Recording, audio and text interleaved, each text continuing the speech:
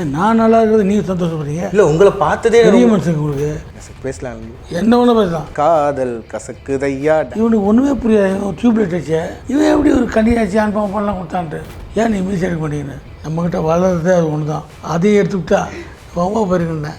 பேட்டி வந்து கிடச்சது வந்து எனக்கு ரொம்ப பெருமையாக இருக்குது உங்களோட வந்து பேசினதுக்கு. இதை வந்து நீங்கள் இப்போ வந்து பதிவு செஞ்சுட்டீங்க நினைக்கிற இந்த இதில். அதை வாய்ப்பு இதை விட்டு சந்திரிச்சு இது பண்ண முடியாது. கேமரா பிடிக்கும் போது ஏதோ துப்பாக்கி எடுத்து ஷூட் பண்ண போகிற மாதிரி தான் இருக்கும். விருப்பம் நீங்கள் ஹீரோயினை சொல்கிறீங்கன்னு நினச்சிருப்பீங்க. அது மாதிரி சண்டை போட்டோன்னா என்னன்னா இப்படி இங்கிலீஷ் பேச விட்டேன்.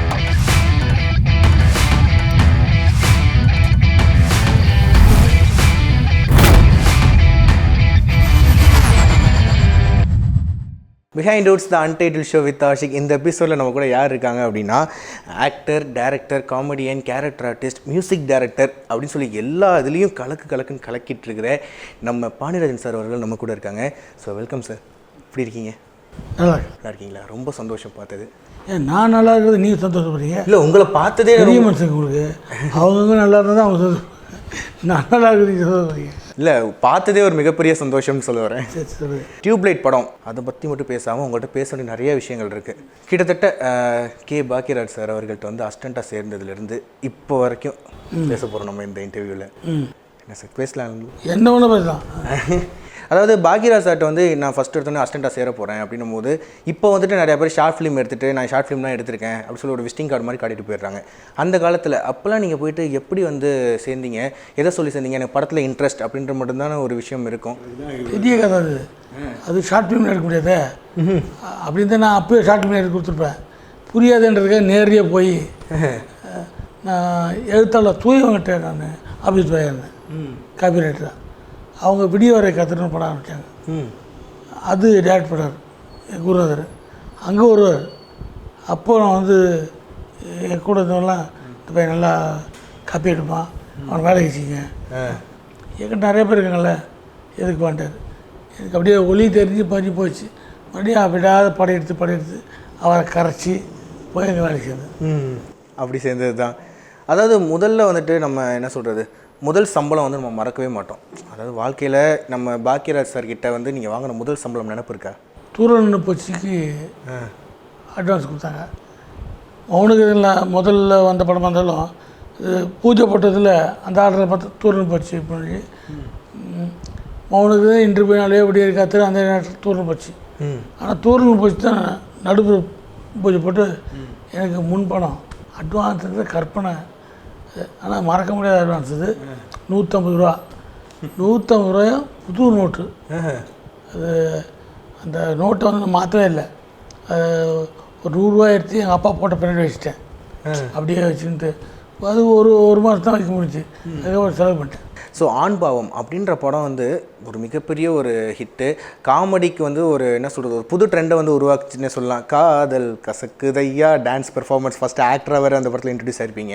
ஸோ இப்போ வந்து ஒரு மிகப்பெரிய இது போயிட்டுருக்க ரீமேக் பண்ணணும், ஆண் பாவம் படத்தை வந்து ரீமேக் பண்ணணும் அப்படின்னா யாரை வந்துட்டு நீங்கள் உங்கள் கேரக்டரில் வந்து யாருக்கு பண்ணுவீங்க, அவர் கேரக்டரில் வந்து யாரை போடுவீங்க இப்போ உள்ள ஆக்டர்ஸில்? நீ கேட்கும்போது கரெக்டாக அதுக்கான முயற்சி நடக்குது. ஆண் பாவத்தை மறுபடியும் எடுக்கிறதுக்கான வேலைகள் நடந்துட்டுருக்கு. உங்கள் டைரக்ஷனில்? என்னுடைய கதை நான் டைரக்ஷனான்றது ஒரு பக்கம், நான் டைரக்ஷனாக இல்லைன்றது இன்னொரு பக்கம். பரபரப்பாக அதை மறுபடியும் ஒரு சூடான படம் நல்லா அதே ஆட்கட்டில் கொண்டாந்து பார்க்குறாங்க. ஸோ யார் இப்போ ஆக்ட் பண்ணிகிட்ருக்கா? எல்லாம் சஸ்பென்ஸ் என்ன சொல்லிட்டா நீங்கள் பொசுக்கு ஆகிடுப்பேன். இல்லை உங்களோட மனசுக்கு நீங்கள் நினச்சிருப்பீங்கல்ல இவரை போட்டால் கரெக்டாக இருக்கும் அப்படின்னு சொல்லி? நான் நினைக்கிறது வேறு விஷயம். அது மேலே ட்ராவல் பண்ணுறவங்க அவங்க ஒரு ஐடியா வச்சுக்கோங்க. ஒரு சாய்ஸ் உங்களுக்கு சார், இன்னொரு சாய்ஸ் எங்களுக்கு சார், இன்னொன்று பொது சார்னாங்க. எது நல்லா இருக்கோ அதை போட்டுருவோம். பாட்டி சொல்லி தட்டாது அந்த பாட்டு, அந்த படம் வந்து பார்க்காதவங்க வந்து யாருமே இருக்க முடியாது.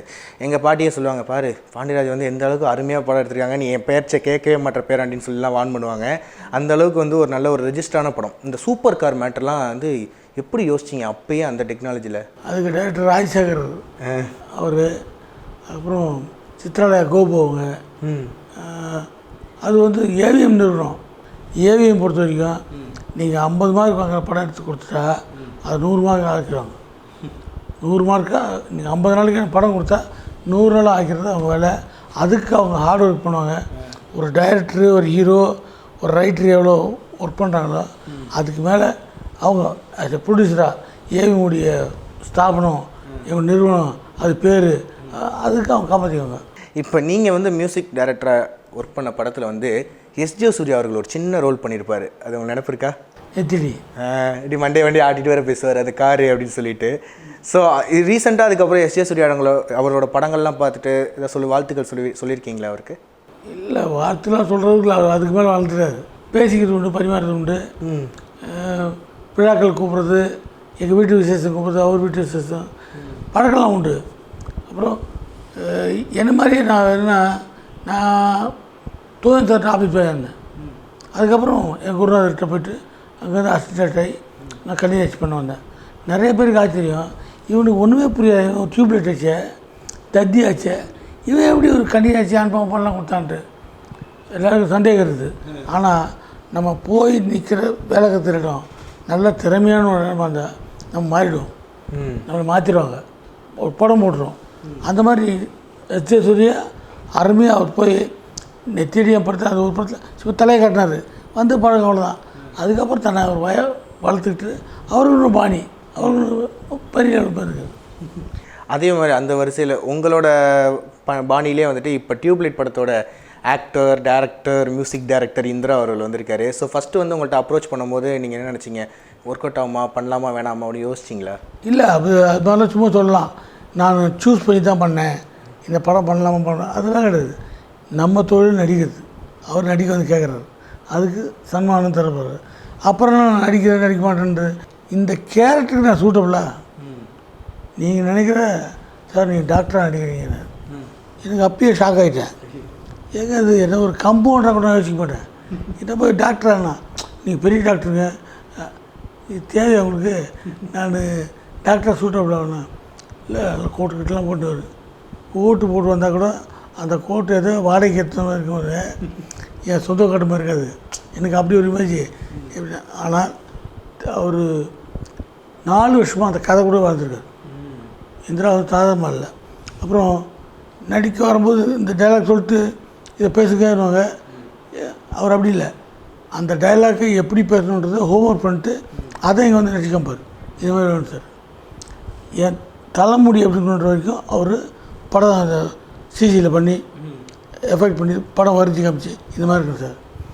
நான் இந்த பக்கம் தலை வர்றேன், அது தலையை ஆட்டினா எந்த ஆடும், இப்படி ஆடணும் சார், அப்படி வந்து விழணும், அந்த இந்த டைலாக்கை முடி விழணும். ஏன்னா அது அநியமாக இருக்குது, இப்படிலாம் பார்க்குறாரு. அப்புறம் என்னுடைய பழைய படங்கள்லாம் அவர் ஸ்கெட்ச் பண்ணி வச்சுக்க, இப்படி இருக்கணும், ட்ரெஸ் இருக்கணும், இந்த கெட்டப் பண்ணணும். இது பரவாயில்ல, பழைய படங்களில் நடிகர்கள் இந்த சீனில் எப்படி வச்சாங்க ரெஃபரன்ஸ் வச்சுப்பார், இவர் பண்ணியிருக்காருங்க, அதை மைண்ட் வச்சு நீங்கள் பண்ணுங்கள், இந்த சீனில் எப்படி வேணும், இது கொஞ்சம் நமக்கு வருமாக இதெல்லாம் வரும், ஆட்டம் பண்ணி விடாமல் அவர் லெவலுக்கு நம்ம கூடன்றார். பார்க்கும்போது காட்சியில் இந்த காட்சியை நம்ம பண்ணுவோமா, அவர் செஞ்சுக்கப்பார், ப்ராக்டிஸ் பண்ணுங்கன்ட்டு. ஒரு புதுமுக இயக்குனராக நடிகர் வந்து தைரியமாக என்னால் எல்லாம் பண்ண முடியும்ன்றதுக்கு தயார் பண்ணிட்டு விட்டார். ஏன்னோ வந்துட்டு நடிக்க பார்க்கலாம் ஒன்றும் அப்படின்லாம் கிடையாது, பர்ஃபெக்டாக செஞ்சுக்கப்பார். நடிகர்களில் வேலை வாங்கிறதுக்கு தான் நடிக்க தெரிஞ்ச தவிர நான் டைரக்ட் பண்ண வத்தியா ஷர்ட் தலையா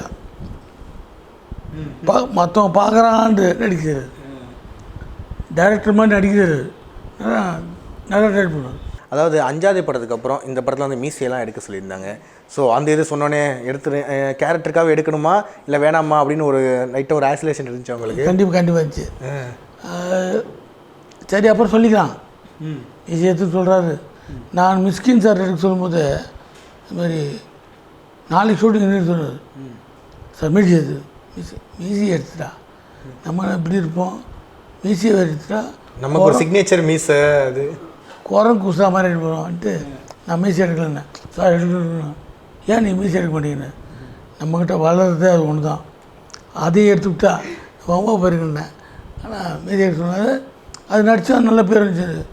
சார் சொல்லும்போது மீசி எடுக்கணும், நிறைய விஷயம் காம்ப்ரமைஸ்லாம் பேசுகிறோம் பண்ணிக்கலான்ட்டு நான் ஷூட்டிங்கு ஒரு வாரத்துக்கு முன்னாடி ஒரு 2 விஷயம் கூட பேசுகிறோம். ஒன்று டேட் விஷயம், அது தெரிஞ்சுட்டு இன்னொரு விஷயம் மீசி எடுக்குது வேணாம், ஏன் இல்லை நோ மீசி எடுக்கணும், அது இன்னும் ஆணித்தரமாச்சு. நான் அந்த நேரத்தில் என்னென்னா மீசி எடுத்தால் இன்னும் ப்ராப்ளம் இருக்குது, அப்புறம் யாரும் வீட்டில் சில விசேஷம் இருக்குது. அந்த விசேஷத்துலாம் மியூசிக் இல்லாமல் வச்சுக்கோ, வர்றவங்களாம் என்னைய கேட்பாங்க, என்ன மியூசிக் ஆச்சு, என்ன ப்ராப்ளம்னு. ஷூட்டிங் இதில் தேவையா எவ்வளோ சொல்லி பார்த்தேன்.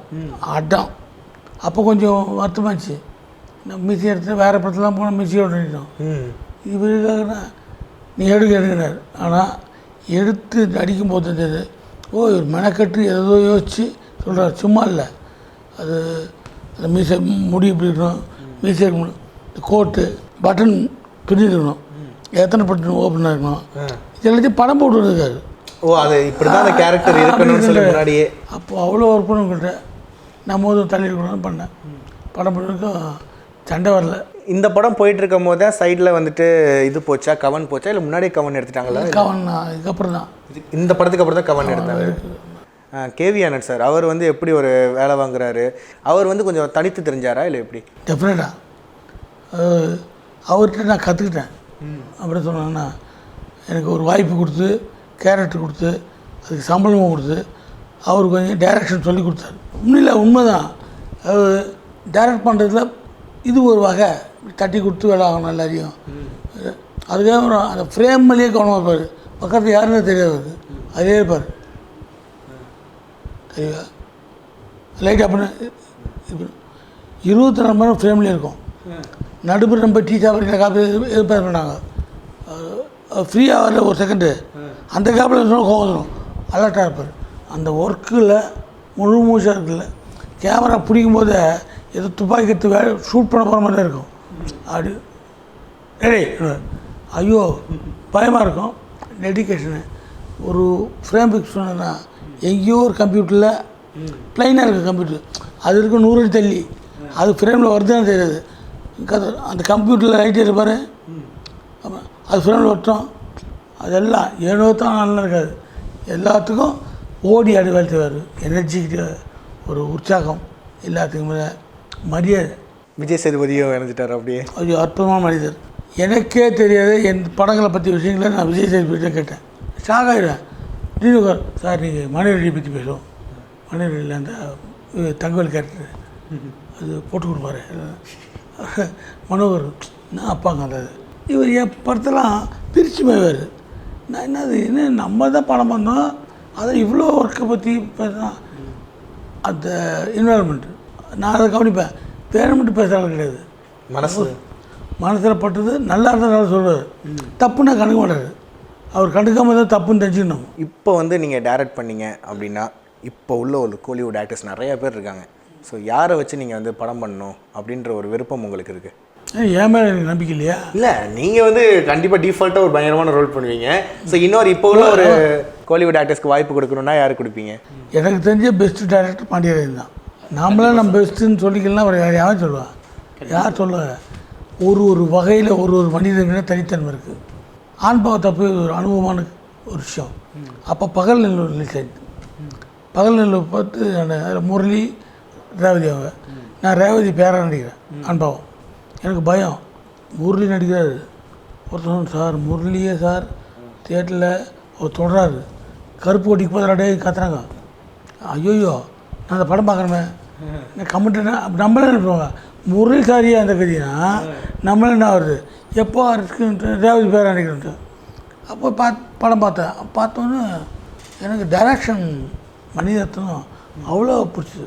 பயங்கர என்ன டேரக்டரியா, என்ன ஃபீலிங்கு அப்படின்ட்டு. மறுநாள் ஷூட்டிங் இருக்குது, அனுபவம் நடக்குது. அப்போ ரேவதி இருந்தாங்க. ரேவதிட்டு போய்ட்டு இவர் மணிரத்னம் எப்படிங்க அவர் ஆக்ட் பண்ண சொல்லி தருவாரா, இல்லை இங்கிலீஷில் டைலாக் கொடுத்துட்டு உங்களுக்கு தமிழ் பேச சொல்லுவாரா, இல்லை கேமரா ஷார்ட் வைப்பாரா, அவர் அப்புறம் நடந்து ஆக்ட் பண்ணுவாரா, எல்லாம் சொல்லித்தர பண்ணியிருந்தேன். ஒரு 2-3 சொல்லிச்சு. நான் மத்தியானம் வரைக்கும் நான் நச்சிட்டே இருந்தேன். சாயங்காலமும் கேட்டேன்.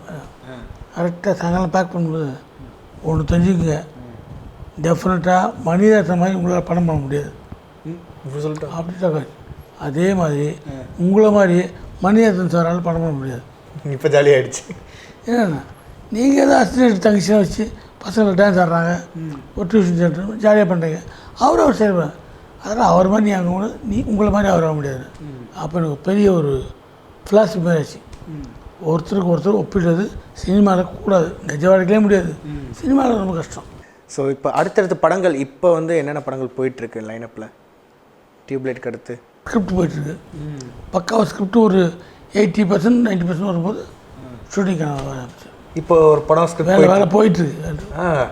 யாரை வச்சு எப்போ ஷூட்டிங்? அதான் சஸ்பென்ஸ். டைரக்ஷன் பாண்டியராஜன், கதை பாண்டியராஜன். ஹீரோலாம் ஆனால் ஃபிக்ஸ் பண்ணியாச்சு. அது கொஞ்சமாக போட்டு வாங்குறீங்க இல்லை? அவர் என்னங்க ஃபிக்ஸ் பண்ணி நீங்கள் பணம் கொடுத்தீங்களா? அப்போ அப்படி கேட்பார் ஒருத்தர். ஒன்றும் வேணாம், அந்த தருணத்தில் சொல்லுவேன். இந்த வருஷம் எதிர்பார்க்கலாம் படம் ஷூட்டிங். உங்களுடைய படங்கள் வந்து எல்லாருக்குமே ஒரு மிகப்பெரிய இன்ஸ்பிரேஷன்னே சொல்லலாம். ஏன்னா ஒரு ட்ரெண்ட் மாற்றினதுன்னு சொல்கிறது. ஸோ அந்த வகையில் வந்து ரொம்ப சந்தோஷம். இந்த ஒரு பேட்டி வந்து கிடச்சது வந்து எனக்கு ரொம்ப பெருமையாக இருக்குது உங்களோட வந்து பேசினதுக்கு. ஏன்னா நான் வந்து உங்களை எப்போ பார்த்தேன்னா திருக்கடியூர் சைடு அப்போ அந்த ஷூட்டிங்லாம் போயிட்டு இருக்கும்போது யார் என்னென்னா பாண்டியராஜ் சார் இருக்காங்களே, அவங்க பையன் நடிக்கிற படம் அப்படின்னு சொல்லும்போது நாளை பொழுது உன்னோடு அப்படின்னு சொன்னாங்க. அதுக்கப்புறம் தான் அப்போல்லாம் ஸ்கூல் படிச்சுட்டு இருந்தேன். பார்க்கும்போது எனக்கு அப்போ தான் ஒரு இது மூலமாக நீங்கள் ஸ்கூல் படிக்கிற பையனாக அப்போ இருந்தீங்கன்னு சொல்லிக்கிறீங்க. ஆமாம், பதிவு செய்யணும். இப்போ நாங்களாம் பெரியவங்கள, நாங்களாம் படிக்கிற பசங்க தாங்க. நான் படிக்கிறேன். கற்றுக்கொண்டே இருக்கிறீர்கள். படிக்கிறேன். என்ன நினைக்கிறீங்க? நான் பிஹெச்டி படிக்கிறேன். இப்போ எம்பில் படிக்கிறேன். பிஹெச்டி முடிச்சுட்டேன், எம்பில் பண்ணுறேன். ஸோ இதை வந்து நீங்கள் இப்போ வந்து பதிவு செஞ்சுட்டீங்க நினைக்கிறேன். இந்த இதில் அதை வாய்ப்பு இதை விட்டு சந்தோஷம் இது பண்ண முடியாது. ஓகே, ரொம்ப சந்தோஷம். இந்த நேர்காணல் வந்து உங்களுக்கு ரொம்ப ரொம்ப லைவ்லியாக ரொம்ப ஜாலியாக போயிருக்குன்னு நினைக்கிறேன். ஸோ டியூப்லைட் படம் வந்து ஜூன் 2 ரிலீஸ் ஆகுது. ஸோ அந்த படத்தை பற்றி என்ன இருக்குது இந்த படத்தில் அப்படின்னு கேட்குறவங்களுக்கு இருக்குது. படம் பார்த்தா தெரியும். ஏனோ தானே இருக்குல்ல. அப்புறம் எடுத்தோன்னு ஹீரோ இன்ட்ரடக்ஷன் சாங் அப்படின்னு கதை வைக்கல.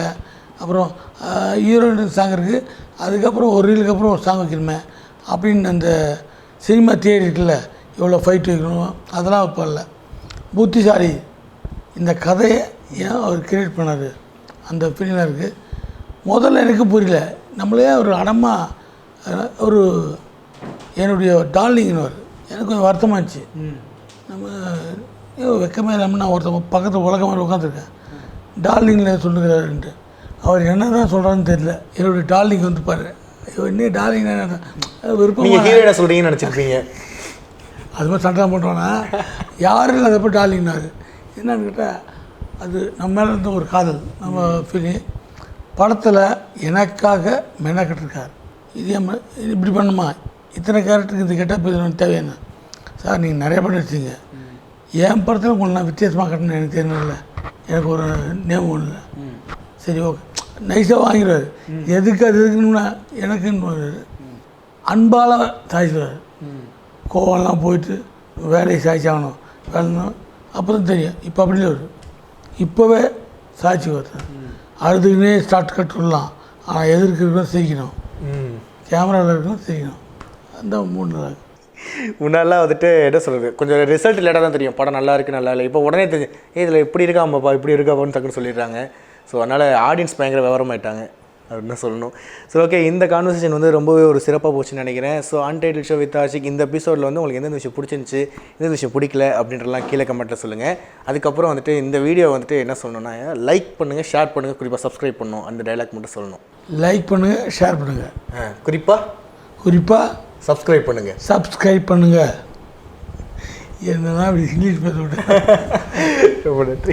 Behind the untitled show with Ashiq போன எபிசோட், அதாவது ப்ரீவியஸ் எபிசோடில் வந்து நிறைய பேர் கமெண்ட் பண்ணியிருந்தீங்க. ஸோ கமெண்ட் பண்ண அனைத்து நல்ல உள்ளவங்களுக்கும் உடன்பிறப்புகளுக்கும் நன்றினை குறிவிட்டு மனக்கு வரத கமெண்ட்டை வந்து படிக்கிறது ஒரு குல வழக்கம் வச்சிருக்கோம். அதில் வந்து முரளிதரன் அப்படின்றவர் என்ன போட்டிருக்காருன்னா, ப்ரோ பிஹைண்ட் டீமை வச்சு ஒரு அன்டைட்டில் ஷோ பண்ணுங்க அப்படின்னு போட்டிருக்காரு.